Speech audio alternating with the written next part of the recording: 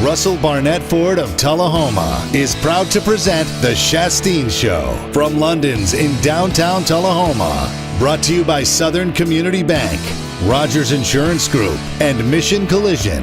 Now, here are your hosts, Scott Shasteen and Ken Keller. Autumn done jumped up and introduced itself to Southern Middle Tennessee. Welcome in to this edition of The Shasteen Show, September 10th, 2018. Along with Ken Keller, I'm Scott Shasteen. For the next hour, it is sports talk here on 93.9 The Duck. We're live at London's every Monday from 6 to 7. We invite you to come down. It's happy hour. They got the best burgers in town here at London's. And partner, they got new stuff going on now at London's. New opportunities for those with an appetite. Yeah, they do. New York strip versus filet mignon. That's the best gridiron battle there is.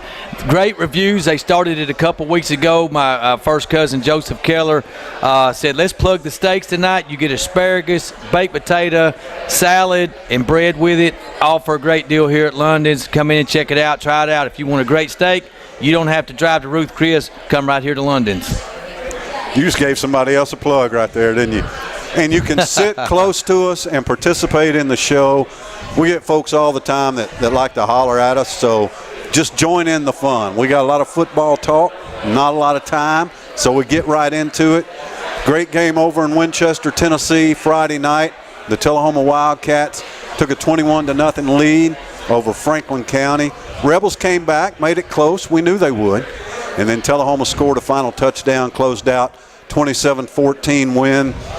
The Wildcats now 3-1 on the year, 1-0 in Region 4 4A play. And now we get to the game that Coach Olive talked about when he came on before the season, Ken. It's that Week 5 battle after the three main rivals and the big dog in Region 4 4A. You've played those 4 games. Now the Wildcats got to get right back up, have that emotional edge. Spring Hill comes to town Friday. I think it's even harder because Spring Hill's 0-4. Yeah, absolutely huge game for the Tullahoma Wildcats. They need this in region play to win. After that win over Marshall County, they'll be in great position if they can win Friday night. Need a big crowd there. Tullahoma 3-1, first 3-game winning streak since 2014. They're right where I thought they would be after 4 games with a .750 winning percentage. I thought they would beat Cheverville and lose to Marshall County. They swapped those. 3-1, Scott, looking good right now.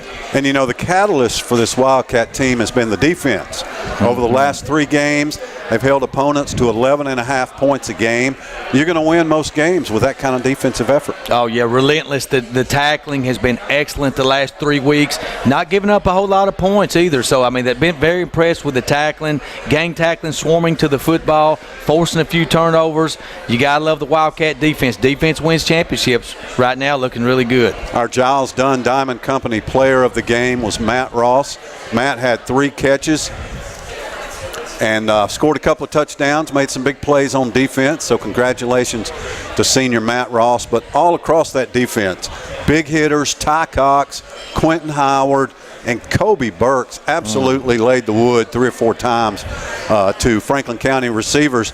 They got to where they didn't want any part of Kobe Burks. Very physical play by the Tullahoma cornerbacks. You mentioned those 2, number 14 and number 21, Kobe Burks and Quentin Howard both, and they were just laying the wood to the Franklin County receivers all night long, and they were good, clean, solid hits. Tullahoma tackled well. I didn't see a whole lot of missed tackles. Would like to go back and watch the replay of the game, but I did not see a whole lot of slip tackles, a lot of missed tackles. Tullahoma really swarming to the football. Well, Franklin County struggled to get the ball to their playmakers. They really did. Their sophomore quarterback, Nayland Jean, was like 17 of 47. I mean, they just couldn't. They were just totally out of sync passing. For Tullahoma, offensive numbers, exactly what the Wildcats want. It's the winning formula for Tullahoma. Bryson Korn, over 20 carries on the ground, almost 150 yards. And Ben Fulton, very efficient in the passing game, 12 out of 16, 230 yards, 4 touchdowns. Yeah. I mean, those are winning numbers every time. Well, we said it before the game. He came in with, I believe, only 1 touchdown and a couple interceptions. And I said, hey, he's going to have a lot more than 1 touchdown tonight. And he did. He was very good with the deep ball, hit a couple long bombs on some really good good passes. And Bryson Corn, as you said, he ran like a monster once again. That was a big game for him, going against his father's alma mater, the Franklin County Rebels, and a big win for the Wildcats. Those, we wondered coming out what would be the motion. Could Coach John Olive's team match the physicality of the Franklin County Rebels on their home turf? But that's 2 quality wins on the road for the Cats, and I know they're looking forward to getting home to the friendly confines of Wilkins Stadium Friday night. Hey, we're looking forward to being home and to the friendly confines of Wilkins Stadium. I've had enough sweatbox press boxes for the 2018 season. It's time to get back to the air conditioner, heater, whichever one of those we need. We've got it at Wilkins Stadium, so it's great to have that. But, man, this Spring Hill team, they've had a tough time. They lost an assistant coach a couple of weeks ago, and I read the story, their game against Riverdale. They came out really jacked up, played Riverdale even for a few minutes, and then Riverdale just rolled all over Spring Hill. So it's going to be very interesting to see what kind of emotion the Raiders are able to generate Friday night. Can they begin to get back on track and focus on football? Or are they still, it's tough to recover from death in the family. It really is. Yeah, it is. And, I know they've been grieving over that. They showed a lot of emotion in that game early against Riverdale, but just got wore down physically. They just don't have the depth. It was a non-region weekend in high school football. Maplewood, no trouble with Whites Creek.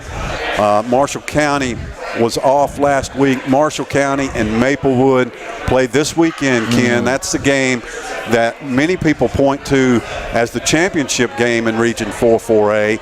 I'm not really buying that. I think Nolensville and Maplewood is a championship game of Region 4-4A. There's no question about it.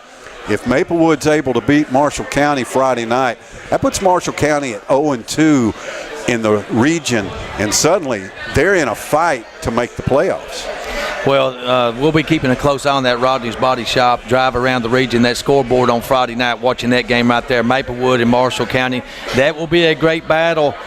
We'll see if Marshall County can get them. And during that Rodney's Body Shop halftime show, we will take that North Jackson Tire drive around the region and see exactly what that score is.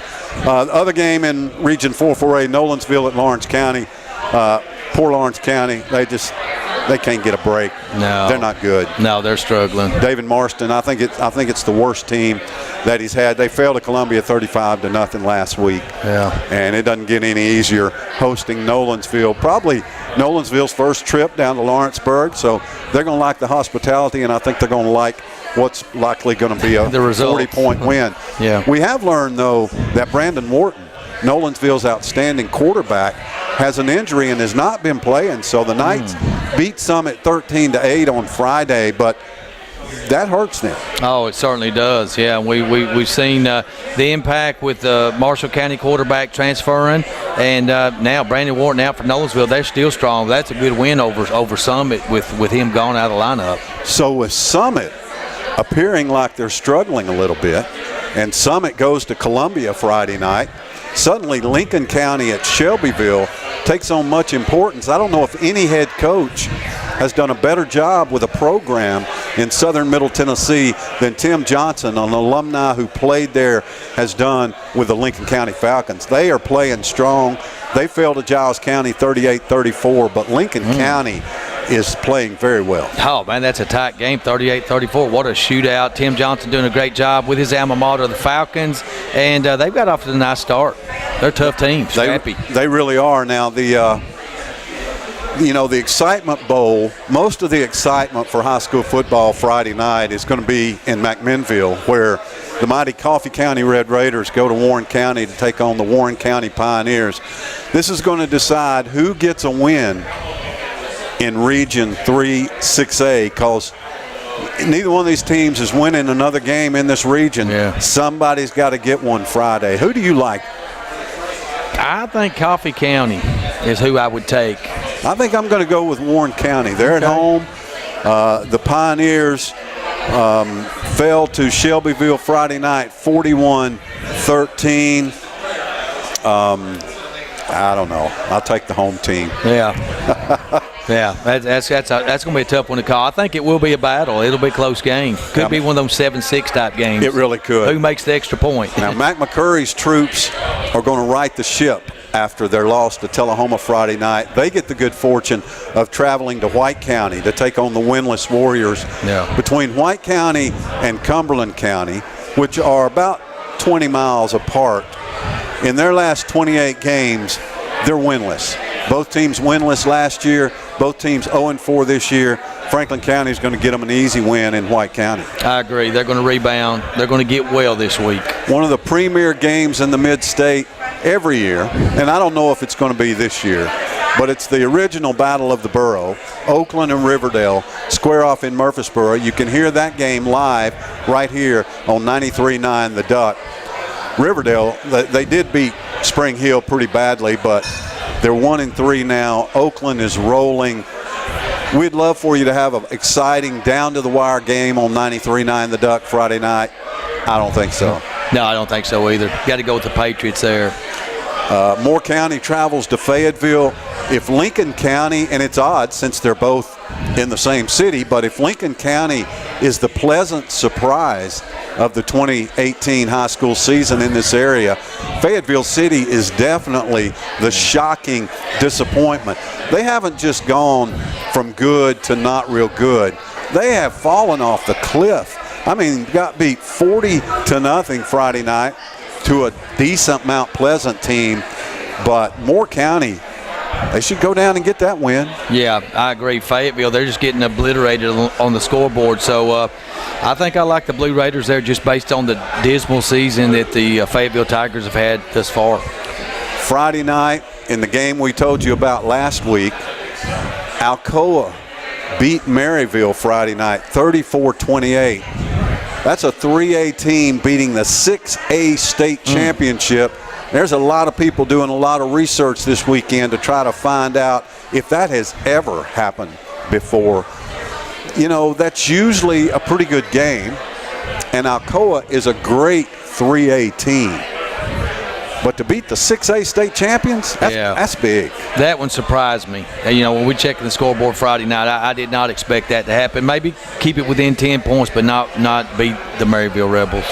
You know, another team that's starting to play good football is the Huntland Hornets. Huntland 2-1 on the season now. They go to Joe Burns. I think they've got a chance to get a win. Eagleville plays at Community. Community got themselves a win last week. They go against Eagleville, who lost 47-41 to Lewis County. That's a bitter rivalry right there. Those towns are right next to each other, but I like Eagleville to go to Community and beat the Vikings. Well, I picked Eagleville a couple weeks ago against somebody, and they got demolished. So I'm going to go the other way and take the upset, man. Why not? I'm going to go with Community on that. Ken Keller picks the Vikings to Why beat not, Eagleville. man? All right, Spring Hill at Tullahoma, 7 o'clock Friday night on the Rooster, 101.5. They tell us we're going to be on the Jumbotron finally at Wilkins Stadium. So at 6:40, you'll be excited for that, no doubt. Ken will be so nervous, it's going to be hilarious. But You're right, I will. You know, Tullahoma's an obvious favorite now. Yeah. What's your score prediction on this one? Oh, score prediction. I think, can Tullahoma get in the 30s this game? I'm going to take Tullahoma 30 and Spring Hill 14. I sort of like that. I'm pretty close. I said 34-14, 30-14. Look at that. Yeah. So we always get in trouble when we pick Tullahoma. We do. So if anything bad happens, we apologize in advance. But the Wildcats should be a clear favorite here. They're playing well. They're not turning the ball over too much. They're not getting too many penalties. And again, that defense is playing outstanding. And from what we've seen now, the high school football regular season is going to be half over Friday night at 10 o'clock or so. It's unbelievable how fast it goes. But so far, Spring Hill has just not shown an ability to score points. Tullahoma's defense has been great. I think we potentially could have a shutout here, but I'm with you. I'm taking the Wildcats Friday night. Again, that game, 7 o'clock on the Rooster, 101.5. Oakland and Riverdale right here on 93.9 The Duck. And Moore County at Fayetteville will be on Whiskey Country 105.1. So 3 options Friday night, high school football. We're having a great time. Be sure and tune in. We flip the page and talk college football next. Did you see anything in Knoxville that made you think anything different? Did Ken see anything in Tuscaloosa? He was there that made him think anything different. And did Jimbo show you anything down in College Station that made you think different about Texas A&M? We'll try to answer those questions and more. Driven by Russell Barnett Ford of Tullahoma, live downtown at London's. You're listening to The Shasteen Show on 93.9 The Duck. 93.9 The Duck, your local radio station playing the classic hits you know and love. The Duck covers all your local high school and college sports, from The Shasteen Show on Monday nights to Alabama football on Saturdays. Spreading the word to our listeners about your local business from southern Middle Tennessee to North Alabama is what The Duck does. If you're a new business looking to grow or an established business looking to expand, The Duck has a custom plan to fit your needs. So become part of the flock with 93.9 The Duck. Have you heard the news? The Russell Barnett Automotive family has launched its new and improved website. That's russellbarnett.com. With over 1,000 new and pre-owned vehicles to choose from, then look no further than russellbarnett.com. Online service appointments, customer testimonials, and vehicle history reports, this website has it all. We are the largest Middle Tennessee family-owned dealership with 5 locations to choose from. russellbarnett.com, and why buy anywhere else? Think there's only one way to earn a college degree? It's time to explore your alternatives at Motlow State Community College. With our diverse degree options, a variety of course formats, and convenient locations, students can customize a college experience to fit any lifestyle, budget, or schedule. There are countless ways to get the education you need. Come explore them with us at Motlow State Community College. You're watching The Shasteen Show, presented by Russell Barnett Ford of Tullahoma on LightTube Channel 23 and 93.9 The Duck. Now back to Scott and Ken at London's in downtown Tullahoma. 6:17 on this Monday night. A little bit chilly. I'm in the sweatshirt, feeling comfortable here at London's, downtown Tullahoma. You know where we are, right on the corner of Lincoln Street and Wall Street, the alley. And come on down, have yourself a drink. It's happy hour. Get a burger or have a steak. London's, the best food in T-Town. So let me bounce some headlines off of you before we hit college football, because I got a feeling when we get there, we're going to be there for a while. Atlanta Braves up 4.5 games, 19 games to play in the National League East Division. Ken, it looks like this team's going to win their division. What a great. This is one of the most exciting seasons that the Braves have had since they made that magic run in 1991. After that, we all sort of took it for granted for a long time. Nobody counted the Braves as a division winner when this season started. No, certainly when we listened to the experts preseason, they picked the Nationals by 30 games over the Braves. I mean, you look back at that now, the Braves got to be certainly one of the surprise teams of Major League Baseball. They've got a good young nucleus. They've got a great farm system outside the Yankees. They probably got the best farm system in the major leagues. And Ronald Acuna Jr., he's awesome. They got some really good young players. They just brought Kyle Wright up, who pitched at Vanderbilt. He's another stud pitcher. So, hey, they got a bright future. Not just this year, but they got some lasting power. And Dansby Swanson's had a better year this year. He managed to stay up. I think he's finally beginning to find himself, get his legs underneath him as a Major League Baseball player. So it's exciting. Watch that team. I think we're going to have playoff baseball with Atlanta. Yeah, the magic number is dwindling. If it's 4.5 with 19 to play, that magic number is shrinking. So last night, the Chicago Bears, and we'll talk a little more pro football toward the end of the show if we have an opportunity to. Chicago Bears get up 20-0. Khalil Mack looks like, I don't know, Reggie White or something. He's a great player. Yeah. But he just dominated the first half. Forced a fumble and recovered it. Intercepted a pass, returned it for a touchdown. He was just everywhere. The Bears were just dominating the Packers. Aaron Rodgers goes out with an injury, carted off the field. I mean, it just looked like the Packers' season was over 30 minutes into it. In the second half, Rodgers walks back out on the field, leads the Packers to just a tremendous comeback. Randall Cobb, big part of that, caught a huge touchdown pass. So Aaron Rodgers, man, he's a special kind of guy. I mean, I know Brady's the GOAT because he got all them rings. Yeah. And Peyton was great. And Drew Brees is great. And all those guys are great. But honestly, I think the best quarterback in the last 10 years in the National Football League's been Aaron Rodgers. Well, he's been the best one not to win a whole lot of Super Bowls. I don't know even how many Super Bowls he's got one. But man, you talk about a clutch performer and just accuracy on his passes and just the ultimate competitor. The guy's phenomenal. He throws a great Hail Mary ball too. I don't know how many of those things that he's completed for touchdowns, but never count Aaron Rodgers out in a ball game. And a tough loss for the Chicago Bears not to hold on and win that one, man. You know they're celebrating like rock stars at halftime, but that's why you play 4 quarters. They card off Aaron Rodgers, and then he comes back. Hey, I even gave up on the Packers. I went to bed. I admit it. I missed it. I missed the second half, believe it or not. You and half of Green Bay. No, yeah, those I said this game's over with Rodgers out. I mean, it would be easy to say that Aaron Rodgers is often put on the field with a bunch of no-names. But let me. You're gonna tell me where this guy went to college, all right? He threw a long touchdown pass last night to Geronimo Allison. What a name!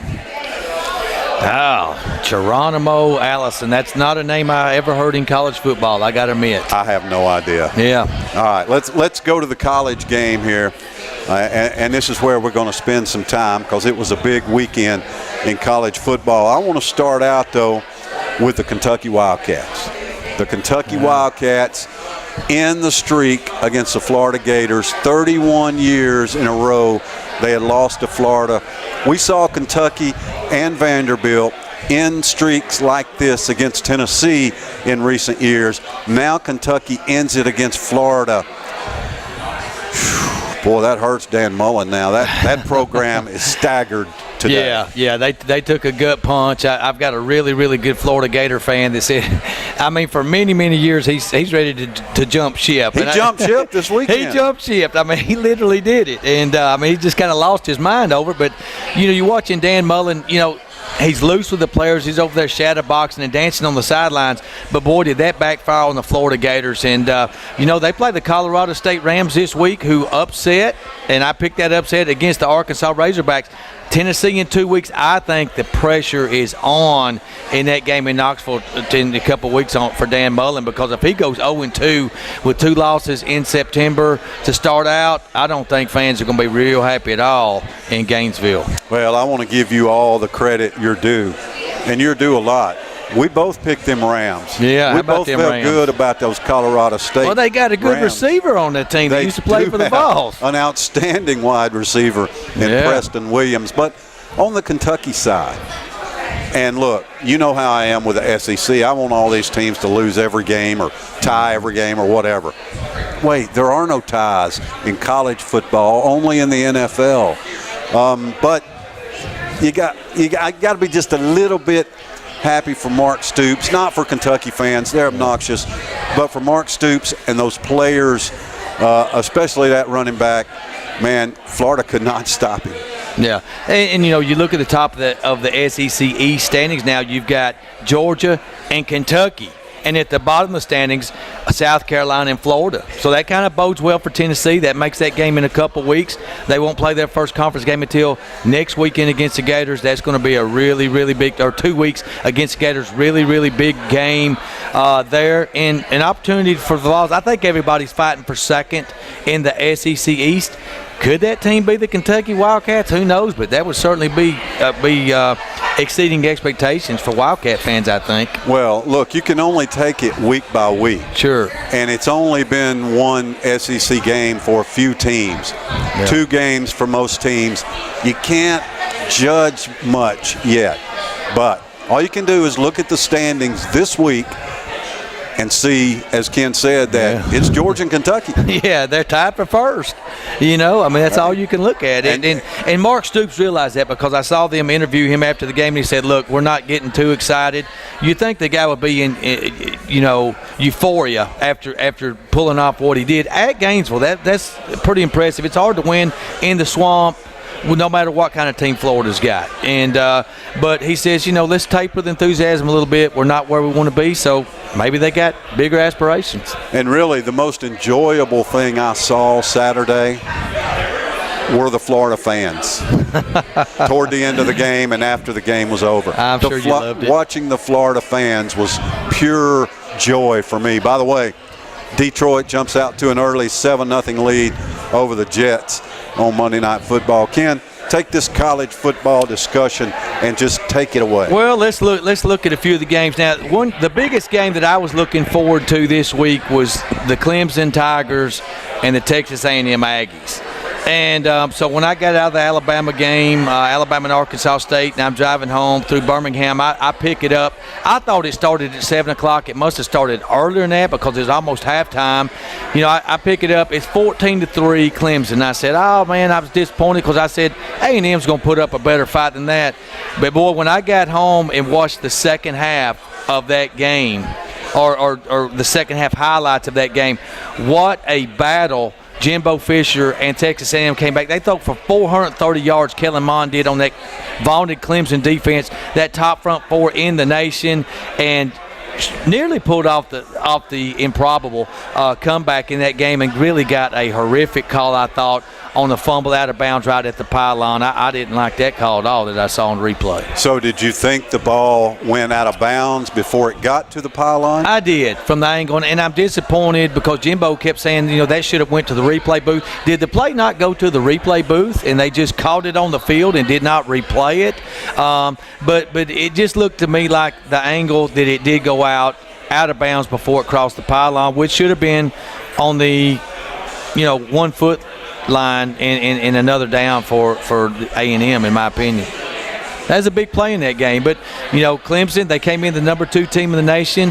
That I had Texas A&M in my top 25. I had A&M in my top 25 ahead of the Florida Gators. We found out that Florida was imposters. I think this Jimbo Fisher is going to pull some major upsets this year. I think it's too early to call Florida imposters. You think it is? I think it's too early. It's just too early. I think it's not too early to call Kentucky a contender for that second spot. Yeah. But I think it's too early. Imposters to what? Well, I'm going to give you an imposter, and I think you will agree on me in this one because we called it on the show last week. The South Carolina Gamecocks are imposters, okay, because they came in talking smack that they was going to beat the Georgia Bulldogs, and I said right here on this show that Georgia was going to smack them down 41-17, no contest, no moss. Roberto Duran, they tap out against Georgia at home, and South Carolina, they got totally embarrassed. And I think we see how strong that the Georgia Bulldog and Kirby Smart team is right now. A team that looked good last week in South Carolina. Those receivers, they were intimidating. Yeah, they really were, or they were trying too hard, or something, because they just couldn't get anything going. Well, your favorite saying is everybody's got a plan, Scott, till they get hit in the mouth. That's kind of what happened. Me and Mike Tyson, that's our favorite saying. Man. They got hit in the mouth. They got hit in the mouth. And so I think Georgia, the only team, I think they take care of business against Auburn at home. I think the biggest chance for them to lose one game in the regular season will be at LSU. If LSU does not get Georgia, they're going 12-0 in the regular season. They've got a better chance to go undefeated than Alabama does in the regular season. Boom! Drops the mic and walks out of London's. Back with more college football talk, driven by Russell Barnett Ford of Tullahoma, live downtown at London's. This is the Shasteen Show on 93.9 The Duck.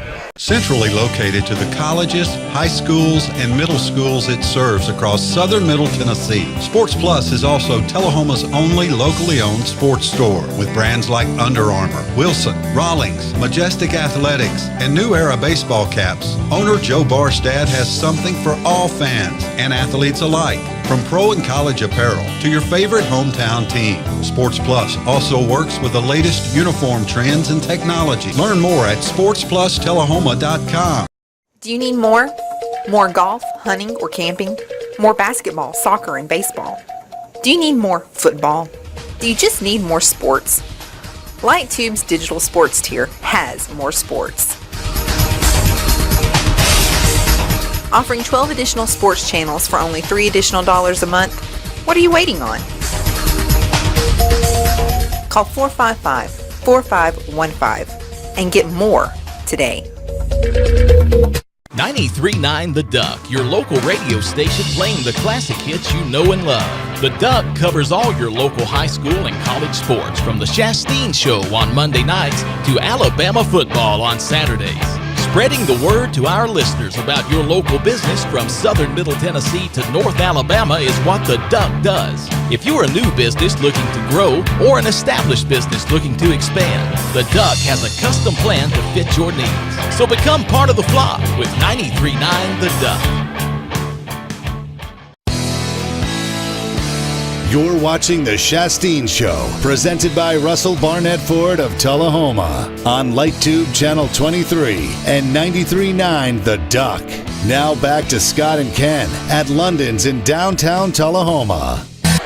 You know, you would think week 2 of college football season, you begin to separate the contenders from the pretenders. Ken does, but I don't. It's just week 2. Now, what some teams have already done is they've already eliminated themselves from the national championship hunt.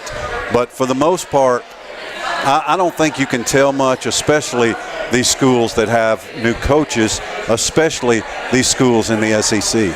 Yeah, I just really, coming in knew that Georgia would have a strong team. They lost some defense, but I think it's going to be very difficult to dismantle them from the top of the SEC East. Oh, I agree. So what else you got there, partner? Well, let's look at some other games. I was in Tuscaloosa, and we can just jump right into the Vols, and I saw a 3-0 on the scoreboard for a long, long time, like in the second quarter, and I'm saying, what's going on here? But I think they had a delay, but, hey, they sure turned it on. I look up there, and then before the end of the game, it's 59-3. You watch the Vols play. That's the first time I've missed watching the Vols in a long time. If I go to an Alabama game and they play at the same time, I don't get to see it. I normally tape it. I left the house without taping the game. Your thoughts on the Tennessee Vols, Jeremy Pruitt's first win? The offensive line sucks. That's my first take from the Tennessee Vols win. Yeah. They averaged 3.9 yards per carry against the East Tennessee State University Buccaneers. All right, that's an FCS school, by the way. They're in their fourth year of football competition. Yeah, it's just terrible. Now Jeremy Banks looks like he's got the potential to be a really good running back, but Tennessee's offensive line is terrible. Now, of course, they lost their center during practice towards ACL. Done. Brandon Kennedy's done as a volunteer. He had one game.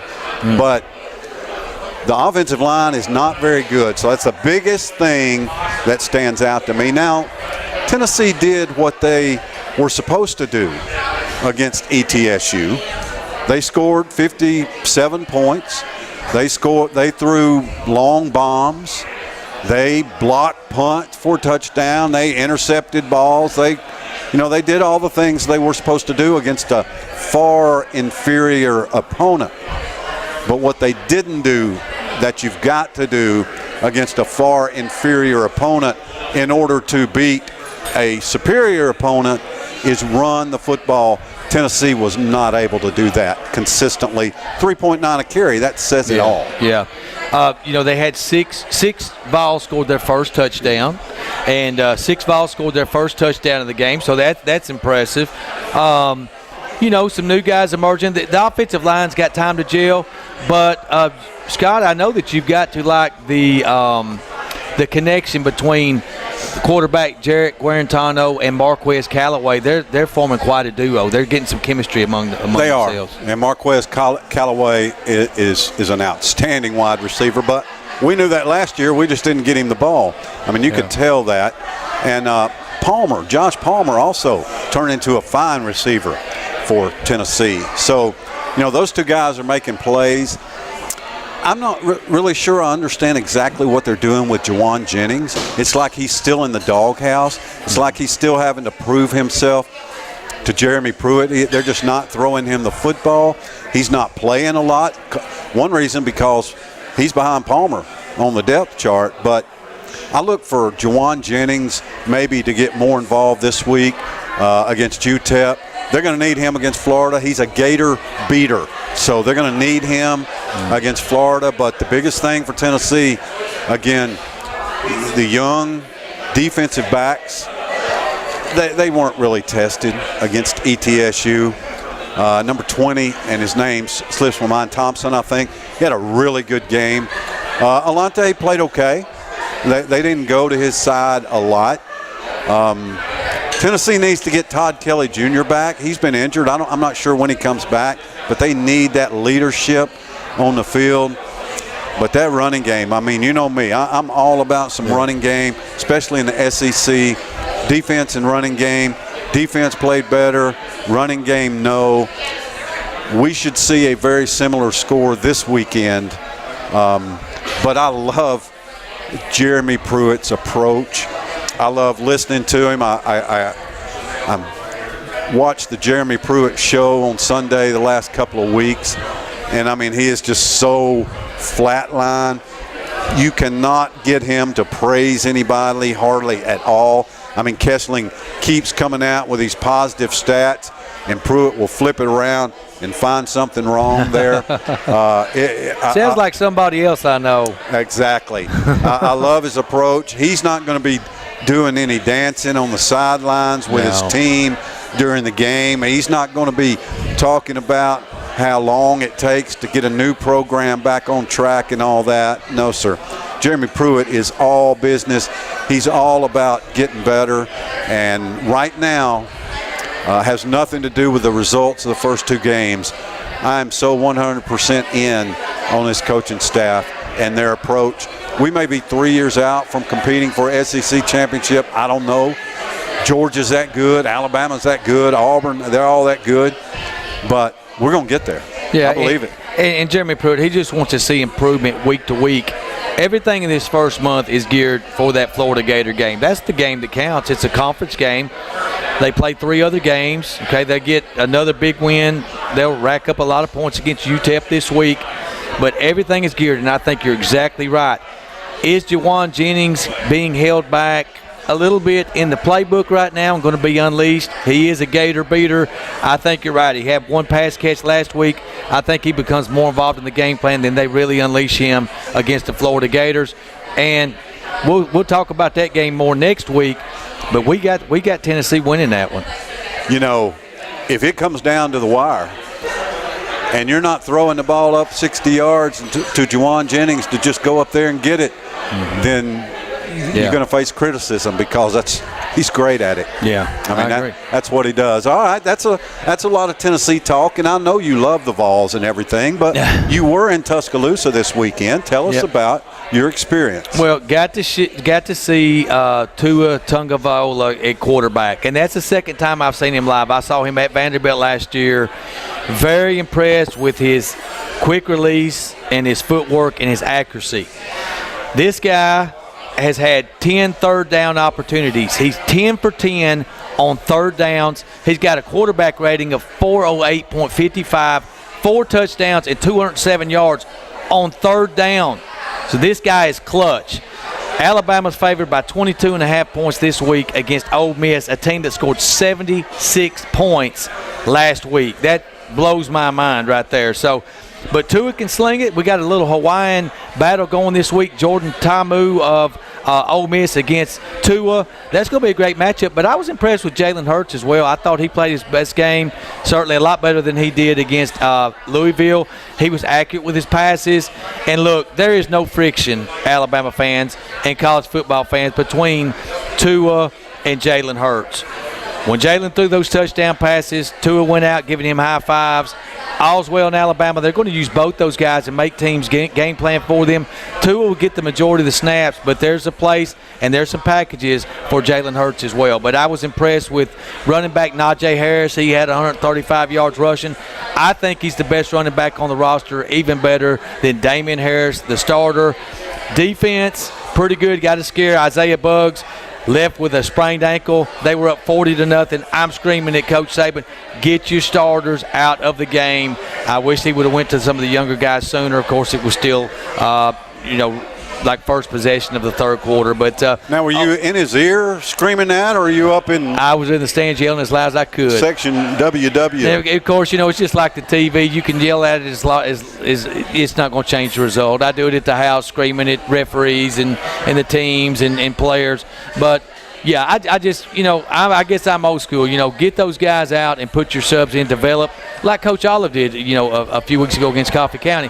Get your other players in, develop those 2 and 3 guys to build depth for your team, because there's nothing like playing in a real game, for those second, third teamers. And look, people criticize the SEC sometimes because they play these cupcake games where they pay these teams to come in and play them, but when you're playing that SEC schedule and you're playing those tough intersectional games to open the season like Tennessee and Alabama often do, you can't play great teams every week. No. You've got to have the opportunity to develop depth, and that's what Alabama did Saturday. That's what Tennessee did Saturday. So you think Jalen Hurts plays in most every game this year? I think so. Yeah, I think he plays some. You don't think they're going to potentially redshirt him or anything? No. So what's his future? I mean, after this year he would have 1 year left. He's going to graduate in December, so he could be a graduate transfer. He'd basically go anywhere and play. Do you think he does that? I surefire thought that he would. I think he probably will. I think it's 80% that he will. But, if he wins another national championship in the role that he plays this year and he graduates, what's wrong with saying, hey, let's come back and go for a three-peat? I don't know. There's a chance he could come back. 4:20 left in the first quarter. Rookie Sam Darnold leads the New York Jets down the field for a touchdown. New York and Detroit tied at 7. Back with more college football, driven by Russell Barnett Ford of Tullahoma, live downtown at London's. This is the Shasteen Show on 93.9 The Duck. I'm working with a home buyer from Louisiana, and he asked me what type of internet access we have in Tullahoma. So I told him all about LightTube, and he said, "You're kidding me. There's fiber optics available in Tullahoma?" And I said, "Not only that, but it's great service, most reliable. You get to work with people in Tullahoma, and it's awesome." And he said, "People need to know in Tullahoma how lucky they are." Have you heard the news? The Russell Barnett Automotive family has launched its new and improved website. That's russellbarnett.com. With over 1,000 new and pre-owned vehicles to choose from, then look no further than russellbarnett.com. Online service appointments, customer testimonials, and vehicle history reports, this website has it all. We're the largest Middle Tennessee family-owned dealership with 5 locations to choose from. russellbarnett.com, and why buy anywhere else? Centrally located to the colleges, high schools, and middle schools it serves across southern Middle Tennessee, Sports Plus is also Tullahoma's only locally owned sports store with brands like Under Armour, Wilson, Rawlings, Majestic Athletics, and New Era baseball caps. Owner Joe Barstad has something for all fans and athletes alike, from pro and college apparel to your favorite hometown team. Sports Plus also works with the latest uniform trends and technology. Learn more at sportsplustullahoma.com. You're watching The Shasteen Show, presented by Russell Barnett Ford of Tullahoma on LightTube Channel 23 and 93.9 The Duck. Now back to Scott and Ken at London's in downtown Tullahoma. So the Jets pick off Matthew Stafford and have the football again here on a Monday night, 6:45 here at London's, along with Ken Keller. I'm Scott Shasteen. We appreciate you tuning in. You can watch the replay on LightTube Channel 23 beginning on Wednesday, and if you're lucky, you can hear it. So there's that. So we continue talking college football. Big weekend coming up. There's some great matchups, primarily in the SEC West. I mean, it's like the 7th NFL division or something. It is. But before we do that, we do want to honor our man, Daniel Scroggins, affectionately known as Smash. That's right. You gave him that nickname really early because he wore Smash hat or something. Yep. And he's our hockey expert. 30 days from the day, from today, the Nashville Predators will head to Long Island to take on the New York Islanders to open the 2018-19 National Hockey League season. I'm going to go ahead and say it now. First mention of hockey. Because I told you what was going to happen last year, and that's what happened. So you're right. I'm going to tell you what's going to happen this year. The Predators are not going to have the best record in hockey, but they're going to win the Stanley Cup. Oh, pow. The Predators bring home the cup. Pekka Rinne, they save him for when they need him the most, and they win the cup this year. Well, they had the best conference the best record in the Western Conference last year, and you said because of that pressure they wasn't going to win it. So you're going the opposite. Not best record this year, but they're going to win. I like it. You know, betting is now legal in the United States, so I'm going to go ahead and put my money where my mouth is. There it is. Just booked the Preds. So, Stanley Cup champions. Who does Alabama play this week? All right, let's go through the SEC slate, Scott. Alabama travels to Ole Miss, 22.5 favorites. Ole Miss scored 76 points last week and have probably the tandem of the two best wide receivers in the nation, A.J. Brown and D.K. Metcalf. Really do. Those guys are outstanding, especially Metcalf. I think he's the most impressive to me.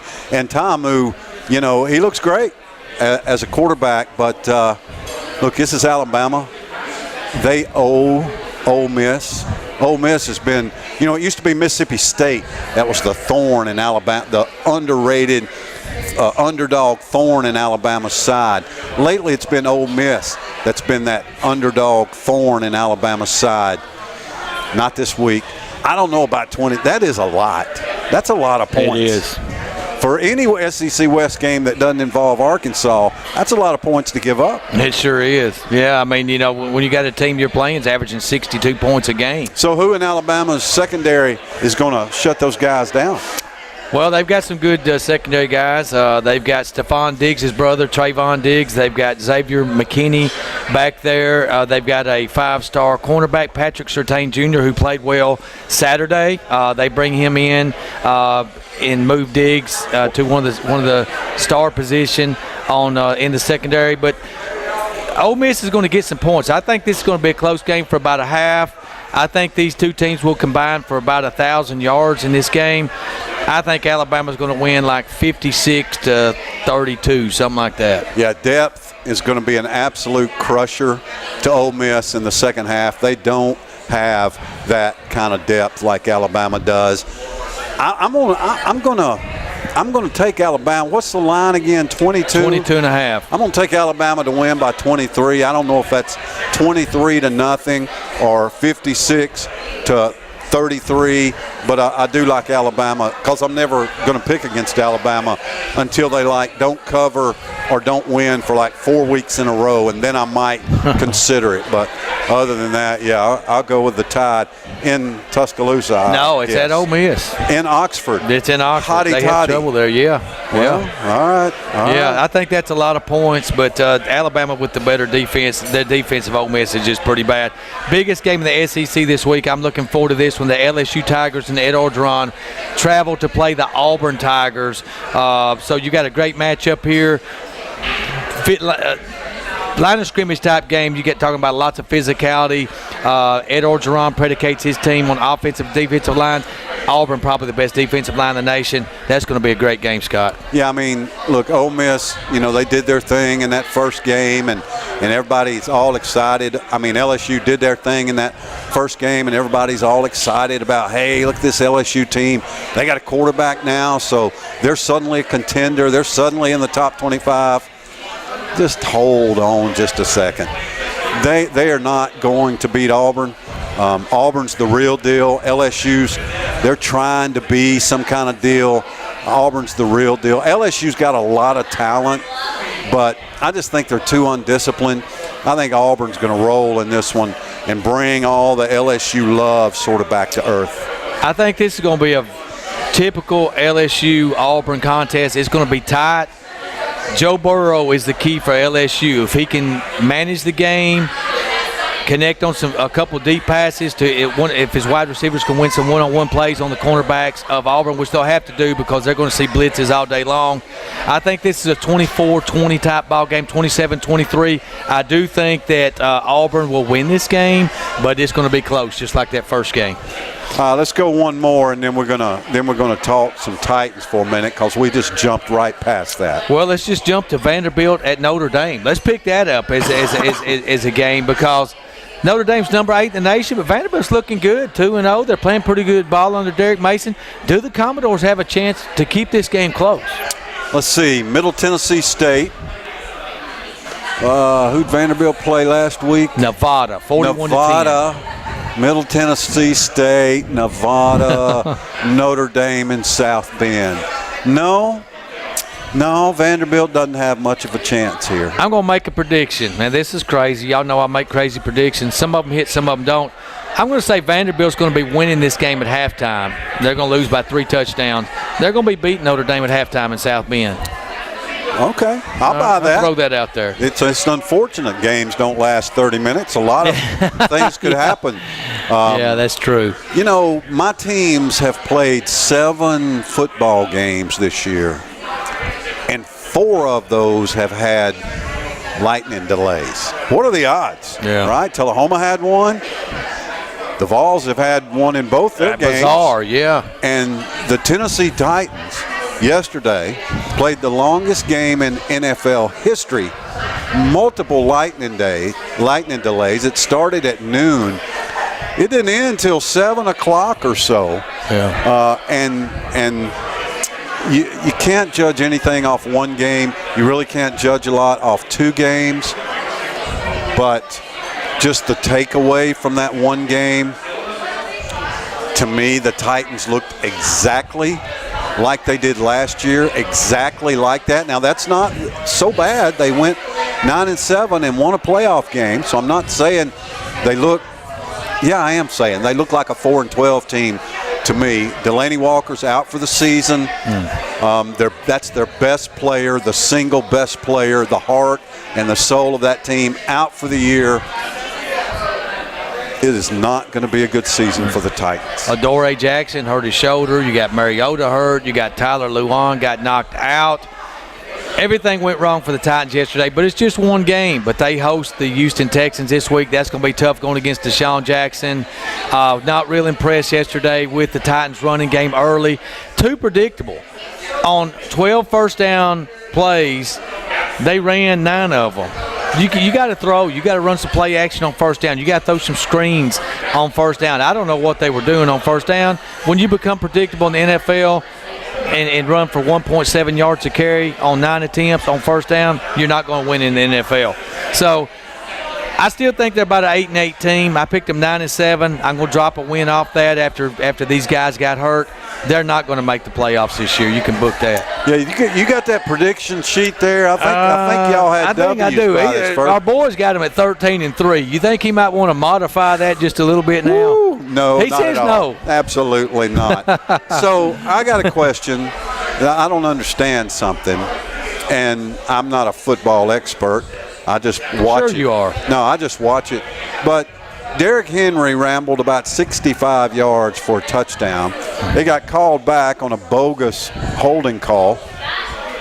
And then when Tennessee needed to take the ball down the field, eat some clock, score a touchdown, and show this physical nature that they've been Derrick Henry was on the bench, and they were throwing little flare passes to Deion Lewis. Yeah, I don't get it. I mean, the same thing. You know, I don't understand some of the things that these NFL coordinators are doing. The last Monday night game, the Eagles against the Falcons, Steve Sarkisian takes Julio out on the goal line, stand throwing a jump-up ball to him or used him as a decoy, same thing, and he gets no touchdown. So I hate that because both those guys are on my fantasy football team. I lost by about 20 points, and you get a point, I believe, for every 10 yards. So that long, 70-yard touchdown that Derrick Henry got called back cost me 6 points for a touchdown, plus about 7. That's 13, and I got Amari Cooper going tonight. So it messed me up. So I'm 0-1 in week 1 because of that holding call, that bogus holding call, where the actually Miami defender had Delaney Walker's face mask. It should have been called on him instead of holding on the Titans. But the Titans had some horrible calls against them in that game. Not just that one. There were multiple calls in that game that shafted them yesterday. So how excited are you for Chucky's return to the sidelines tonight? I'm excited about Chucky because if their starting quarterback gets knocked out, we might see A.J. McCarron. Can you stay up till 1 o'clock in the morning and watch it? No, I can't stay up that long. Watch a little bit of it? I'll watch some of it, yeah. Jets lead the Lions 10-7 now early in the second quarter. Jets, Jets. Other than the Titans' disaster and it being the longest game in history, and the tremendous comeback by Aaron Rodgers and the Packers to beat the Bears last night, other than twice as many roughing the passer penalties as we saw in opening weekend last year. I mean, literally twice as many. Was there anything about an NFL Sunday that excited you at all? No, I mean, just really, really surprised at how terrible the Buffalo Bills, a playoff team last year. They're not going to make the playoffs, and the Titans are not. There's two teams that made the playoffs that's not going to do it. Lose 47-3 yesterday. Just terrible. Nathan Peterman, the guy couldn't start at Tennessee. I don't know how he's starting on an NFL team. I'm just being honest. No, he started at Tennessee, and he played about a quarter and a half, turned it over about 5 times. Last year, I think he threw 5 interceptions in one game. I don't understand how they started him either.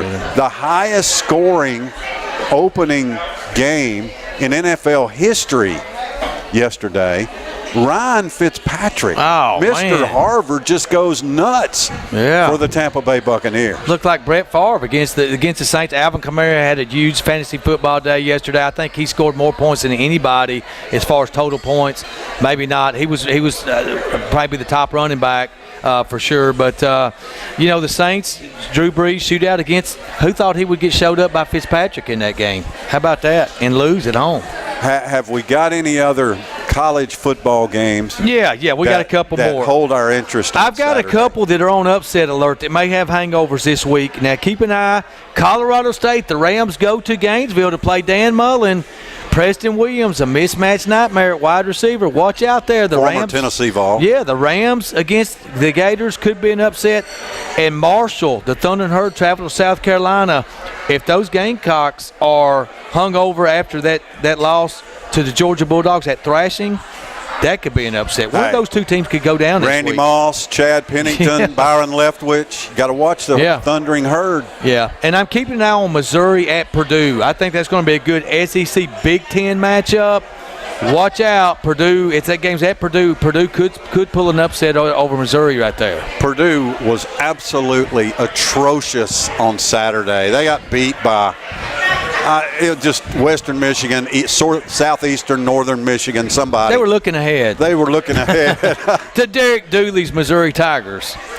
We'll see. Yes, Derek Dooley's Missouri Tigers. Your prediction: the Tennessee Titans at home against the Houston Texans. What are they going to do? Are they going to win at home? They're tough at home. I think the Titans are going to fall to the Texans. The Texans are going to win. I agree. Yes. I like them as well. And let's see. Let's pick out one more college game. The Ohio State Buckeyes travel and play TCU, Texas Christian.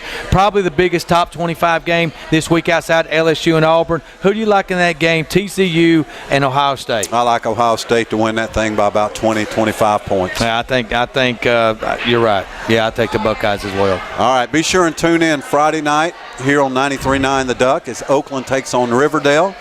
Over on the Rooster 101.5, we'll have Tullahoma versus Spring Hill. And the Moore County game will be on Whiskey Country 105.1. On Saturday, got college football on all 3 stations. Alabama on Whiskey Country, Tennessee on the Rooster, and Middle Tennessee State University on 93.9 The Duck. We appreciate Trenton being here.